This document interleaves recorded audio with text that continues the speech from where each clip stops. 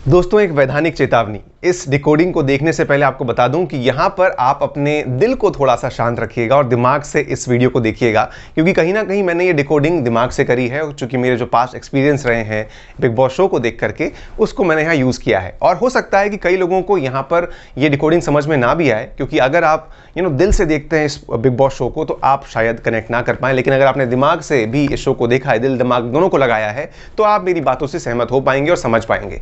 खैर, आइए शुरुआत करते हैं। नमस्कार दोस्तों, मैं हूं अनुज पाठक और आप मेरे साथ देख रहे हैं बॉलीवुड स्पाई, जहां पर मैं बिग बॉस के हर एक सिनेरियो का डिकोडिंग करता हूं, आपसे बातें करता हूं, रिव्यूज लेकर आता हूं और इतना ही नहीं, बॉलीवुड की भी बहुत सारी गॉसिप्स आप तक पहुंचाता हूं।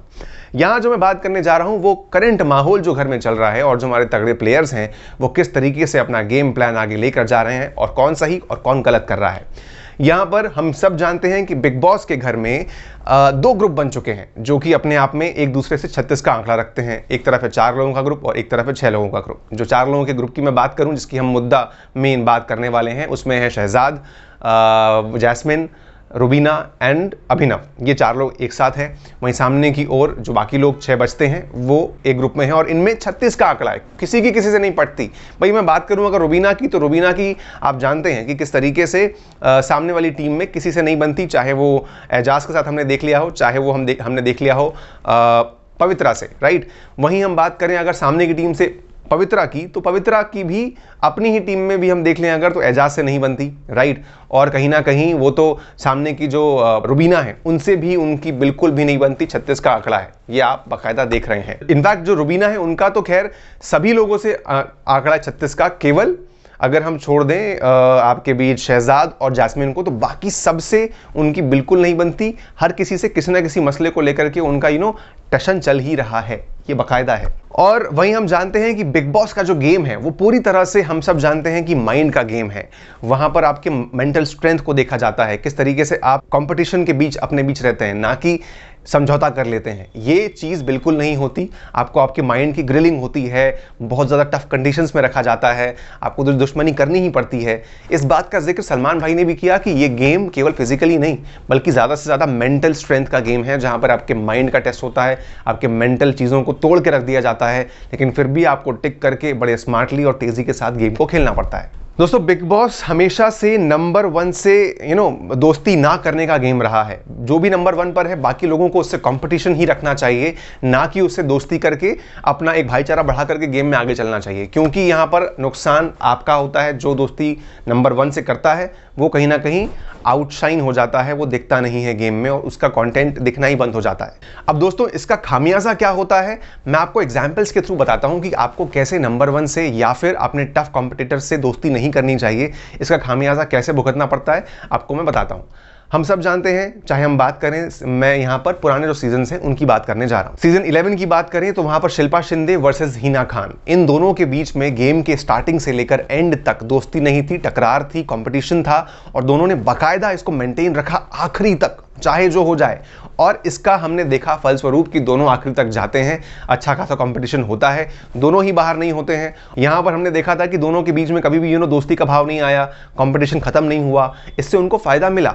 वहीं इसके ऑपोजिट जब हम सीजन 12 में आए और हमने देखा कि एक रिश्ता बनता है बिटवीन दीपिका कक्कर एंड श्रीशांत, दोनों एक तगड़े कॉम्पिटिटर्स थे, अच्छा खासा कंपटीशन था, लेकिन यहां पर भाईचारा कर बैठे, भाई बहन बन गए और इसका खामियाजा किसको भुगतना पड़ा? श्रीशांत को, जो कि शो से बाहर हो गए। ऑल्दो आगे तक गए, लेकिन फिर भी कहीं ना कहीं जब दोनों एक दूसरे के लिए सैक्रिफाइसेस करने लगे, तो यहां पर जो श्रीशांत थे वो आखिरी तक पहुंचते पहुंचते बाहर हो गए और उनको इस बात का खामियाजा भुगतना पड़ा। ये एक सामने एग्जाम्पल आ गया कि आपने अगर भाईचारा किया तो क्या होता है।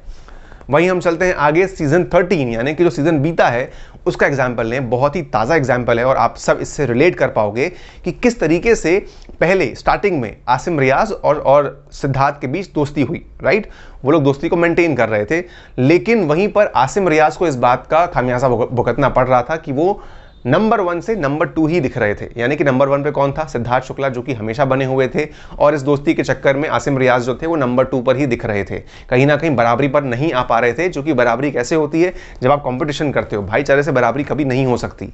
यहीं पर जब हमने देखा कि नेचुरली, टैक्टिकली या फिर कहें तो थ्रू द गेम जब ये दोस्ती खत्म हुई और कहीं ना कहीं नेचुरली इनके बीच एक कंपटीशन आया, तो हमें 2 नंबर 1 देखने को मिले। कौन कौन?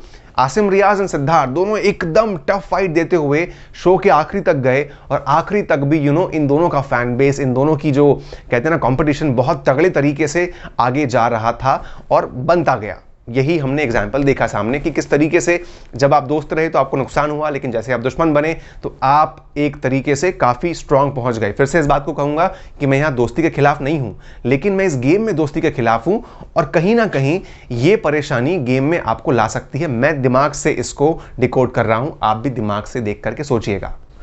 वहीं अगर बात करूं तो पारस, क्यों आखिरकार पारस छाबड़ा इस शो में पिछड़ गए थे, सीजन 13 में पिछड़ गए थे, क्यों नंबर 3 वो लग गए थे? क्योंकि उन्होंने क्या किया, पारस छाबड़ा ने पहले तो स्टार्टिंग में आए तो ठीक है, अपना गेम खेल रहे थे, मगर उन्होंने नंबर 1 से दोस्ती कर ली। नंबर 1 यानी कि सिद्धार्थ शुक्ला से दोस्ती कर ली।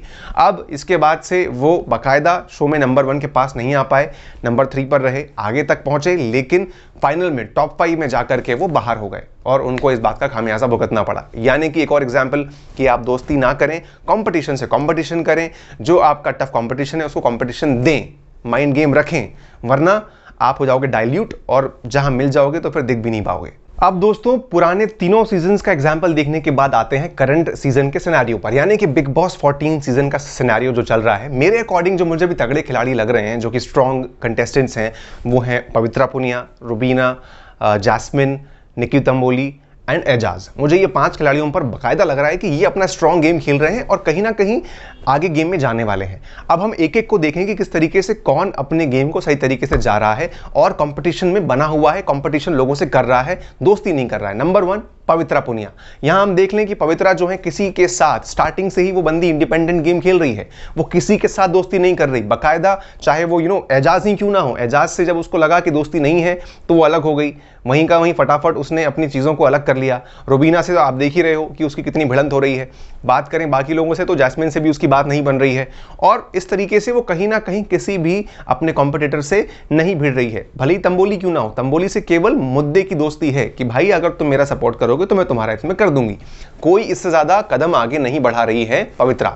आगे हम बात करें एजाज खान, तो एजाज खान भी बाकायदा किसी भी प्लेयर से दोस्ती का तो रिश्ता अब नहीं बनाते हुए दिख रहे हैं। पहले उन्होंने बार बार ये रुबीना भाभी करने की कोशिश करी, लेकिन जब अब देख लिया है तो अब इनके बीच में भी दोस्ती नहीं हो सकती। वहीं जैस्मिन से आपने देखा ही कि उनकी कितनी बिगड़ चुकी है, जिस तरीके से उन पर कल इल्ज़ाम लगे हैं। अब बात करें पवित्रा से, तो पवित्रा से भी इस प्लेयर ने बाकायदा दूरी बना के रखी है और पहले ही बोल दिया कि देखो तुम तो ऐसे गेम खेलती हो, मैं इसलिए नहीं तुम्हारे साथ हूं। वहीं तंबोली को भी बाकायदा दूर रखते हैं कि तुम मेरे पास मत आओ भैया, जिस तरीके से मेरा गेम है मैं वैसे ही खेलूंगा, और वो उनको भी कहीं ना कहीं दोस्ती वाले रिश्ते में नहीं ला रहे हैं, बहुत स्ट्रांगली जा रहे हैं। एजाज भाई वेरी वेल डन। दोस्तों हम यहाँ बात करते हैं रुबीना की। रुबीना को अगर आपको मैंने पहले ही बताया कि वो किस तरीके से किसी से भी अपना कंपटीशन जो है वो कम नहीं कर रही है, चाहे वो पवित्रा हो, एजाज हो, वहीं पर तंबोली हो या फिर जैस्मिन, तो खैर उनके नीचे ही आती हैं, वो कहीं ना कहीं उनको कंपटीशन में उतना मैटर नहीं करती, लेकिन वो कहीं ना कहीं ऊपर ही दिख रही हैं, नंबर 1 पे हैं और वो किसी से दोस्ती नहीं कर रही हैं। वहीं हम बात करें अब जो मेन, चाहे वो तंबोली हैं, तंबोली भी बाकायदा यूज एंड थ्रो वाला गेम खेल रही हैं। उनको जब लगता है कि मुझे किससे दोस्ती करनी है, किससे मौके पर बात बनानी है, वहां उससे अच्छाई करके काम कर लेती हैं और उसके बाद आगे बढ़ जाती हैं। बिल्कुल भी दिल लगाने वाला काम ही नहीं है, दोस्ती करने वाला काम ही नहीं है।